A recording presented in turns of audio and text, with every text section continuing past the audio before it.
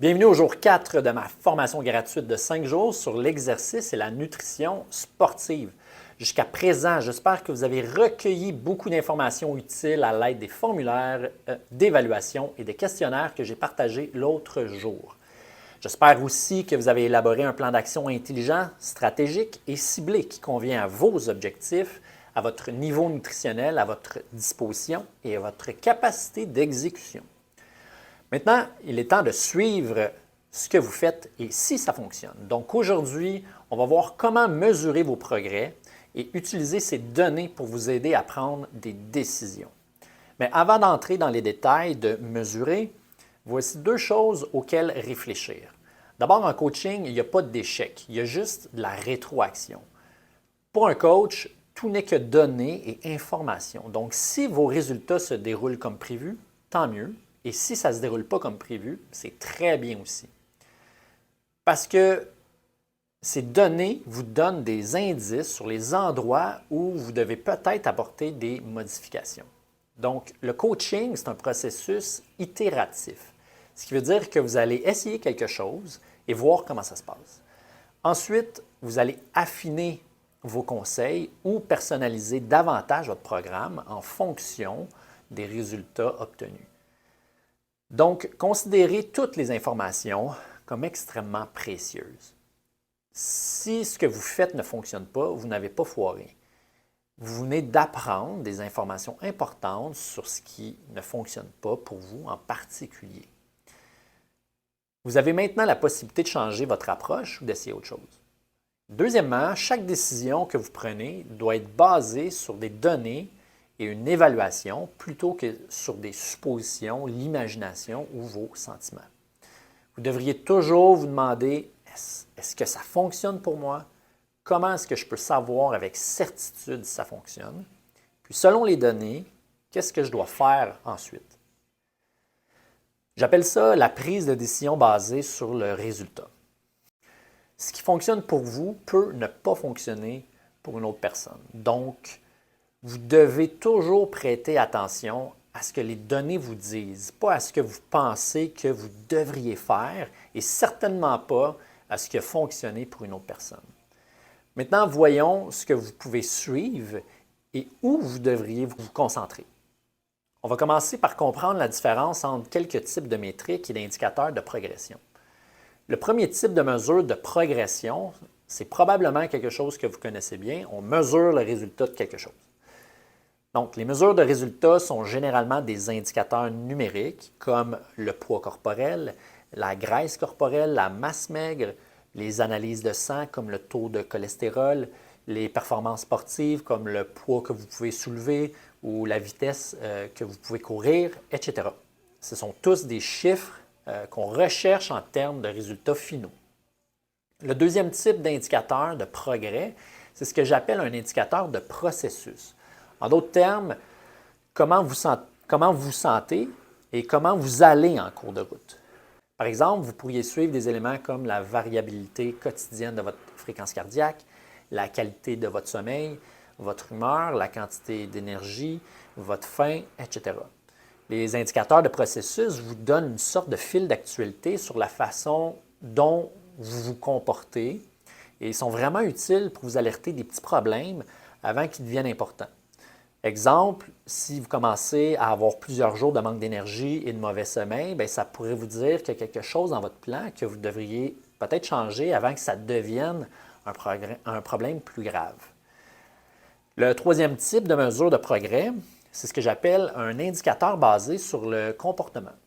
Donc, c'est des choses comme la façon dont vous en tenez à vos habitudes nutritionnelles, puis à votre plan d'entraînement, votre efficacité à faire les actions importantes et le nombre des petites étapes que vous faites pour atteindre votre objectif.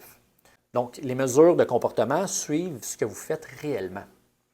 Puis, c'est probablement la chose la plus importante que vous allez suivre en tant qu'individu parce que c'est à peu près la seule chose que vous pouvez réellement contrôler.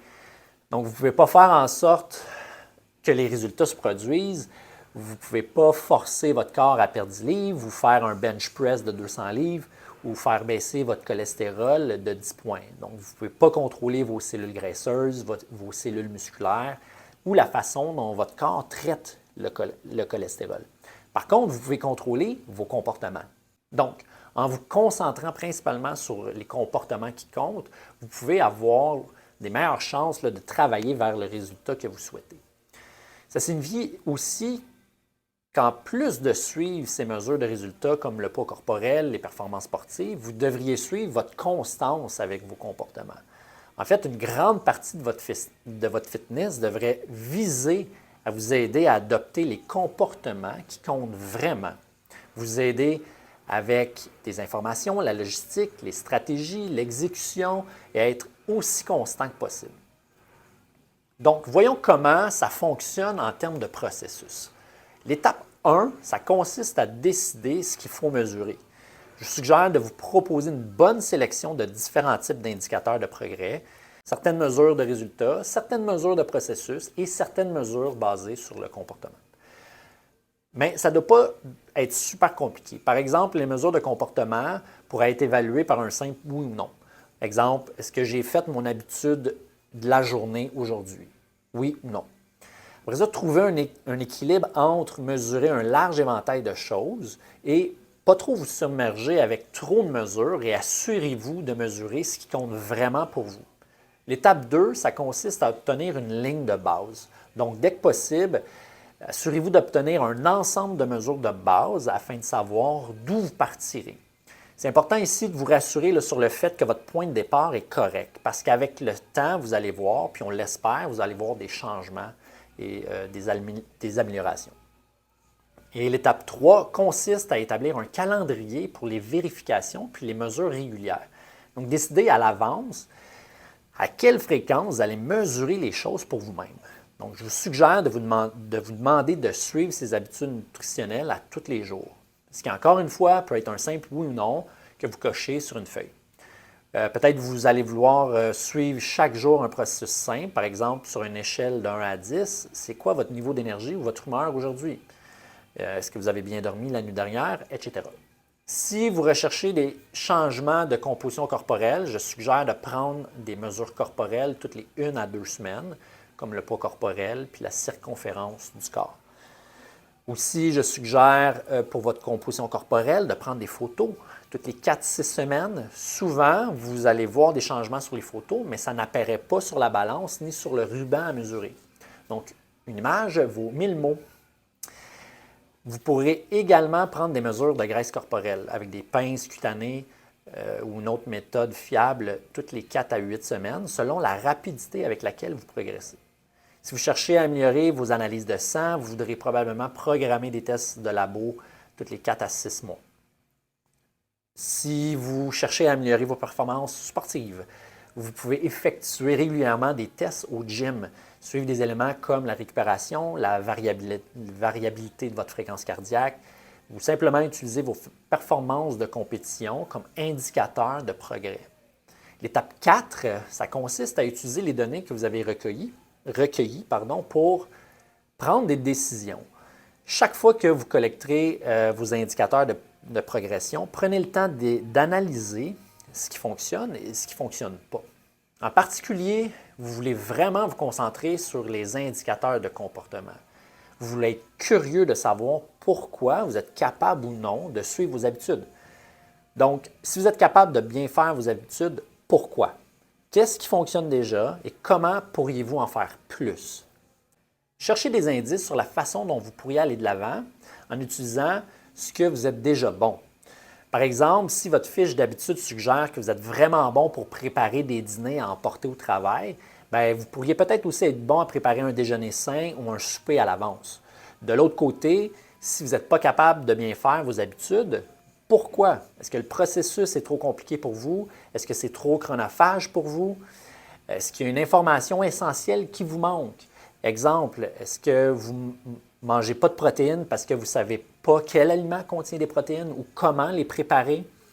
Est-ce qu'il y a une certaine résistance à la tâche que vous devez accomplir? Est-ce qu'il y a autre chose qui vous met des bâtons dans les roues?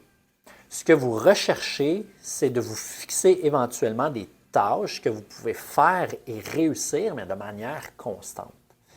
Donc, c'est tout à fait acceptable de simplifier la tâche avec laquelle vous avez de la difficulté.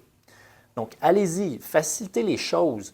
Si les données montrent qu'une tâche particulière pourrait ne pas convenir parfaitement, c'est préférable de commencer aussi facilement et petit que possible, puis d'ajouter des défis au fil du temps à mesure que vous commencez à vous sentir plus confiant puis à réussir.